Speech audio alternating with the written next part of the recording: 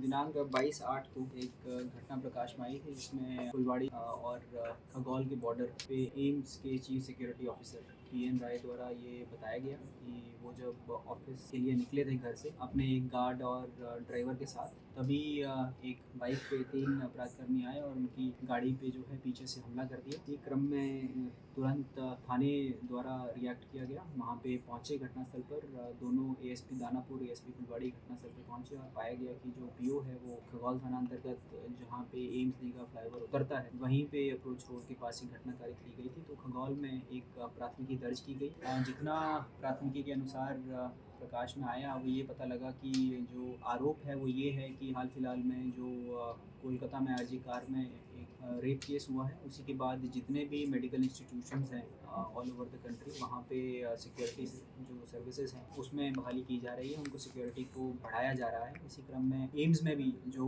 Private security देखती है, security services solutions Bareilly करके एक कंपनी है, वहाँ से वो देखती है। उन्हीं में करीब 25% बहाली एक्स्ट्रा की जानी, तो करीब 50 से 60 लोगों को एक्स्ट्रा बहाल किया जाना था। इसी में जो पीएन राय हैं वो चीफ सिक्योरिटी ऑफिसर हैं एम्स के, उनके ऊपर जो है वो दबाव बनाया जा रहा था कुछ व्यक्तियों द्वारा कि आप जो है हमारे लोगों की बहाली कीजिए। इसी में उनको 19 तारीख को एक फ़ोन कॉल आया था। फ़ोन कॉल करने वाले व्यक्ति ने अपना नाम जो है वो पिंकू यादव बताया था, वर्तमान विधायक दानापुर के वो सगे भाई हैं, और उनने ये फ़ोन कॉल करके दबाव बनाया था कि हमारे कुछ व्यक्तियों को आप रखिए वरना इसका अंजाम बुरा होगा अगर आप ये नहीं करेंगे। साथ ही साथ उसी कॉन्वर्जेशन में इसका पूरा फ़ोन रिकॉर्डिंग जो है वो पुलिस के पास वादी द्वारा दिया गया है। इसकी पहचान ऑडियो क्लिपिंग की पहचान जब पिंकू यादव को पकड़ा जाएगा, उनको गिरफ्तार किया जाएगा, तो उसके बाद इन दोनों वॉइसेस को जो है वो मैच किया जाएगा। लेकिन उसके बाद पुलिस द्वारा जो है वो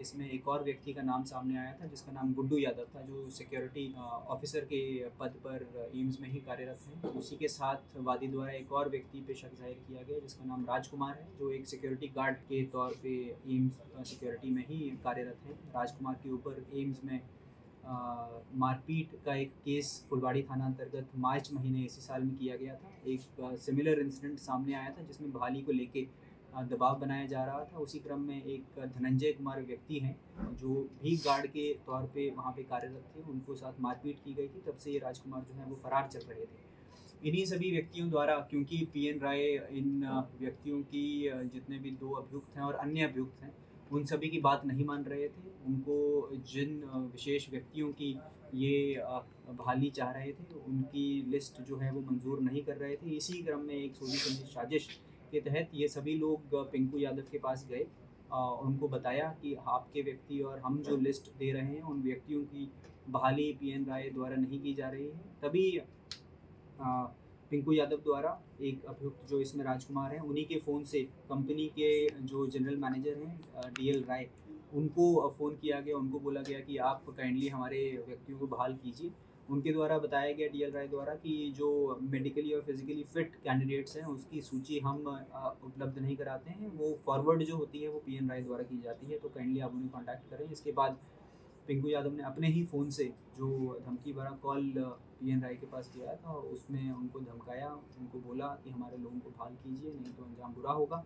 उसी क्रम में एक साजिश बनाई गई जिसमें 22 तारीख को जो है वो घटना प्रकाश में आई। पहले एक साजिश बनाई गई थी कि जहाँ पे ये रोज़ मॉर्निंग वॉक करने जाते हैं पीएन राय, वहाँ पे जो है इनके ऊपर हमला किया जाएगा, इनको मारपीट की जाएगी, उनको जो है सबक सिखाया जाएगा।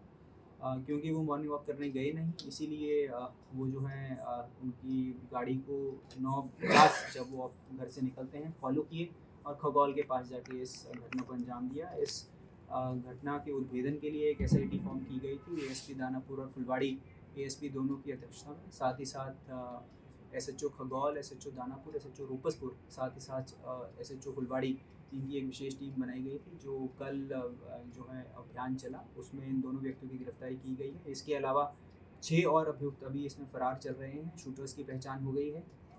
साथ ही साथ पिंकू यादव जो हैं अभी फ़रार हैं, उनके विरुद्ध भी पुलिस जो है कार्रवाई करेगी, जल्द से जल्द उनको गिरफ्तार किया जाएगा।